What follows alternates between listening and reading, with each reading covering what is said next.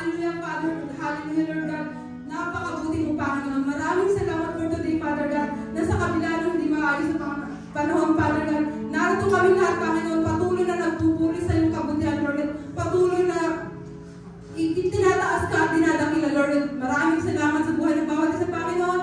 Maraming salamat sa pagpapala mo, sa pag-iingat mo, sa paggabay mo, Father God. Maraming salamat sa pagdako mo sa amin sa lugar nito, Lord Jesus. And Lord God, sa mga salitang amin narinig, tumingin ito sa aming puso't isipan, Lord God, mag-manifest sa aming buhay, hindi lamang basta marinig, kundi magamit namin, Lord God, at makita sa amin kung paano ka kumikilo sa aming mga buhay, Lord God. Thank you, Father God, and Lord Jesus, sa aming pansamantalang paghiwa-hiwalay, patuloy nga po na ikaw yung mag-ingat, gumabay at magpala, Lord God, sa bawat isa, makarating sa kailangan ng dormitory, tahan, Lord God, ng safe and sound, Lord God, magkaroon ng maayos na kapahingaan, Lord God, at sa buong isang linggo, patuloy na ikaw para sumama at gumabay at mag-ingat sa amin, Lord Jesus. Thank you, Father God, sa inyong pong papulit pa sa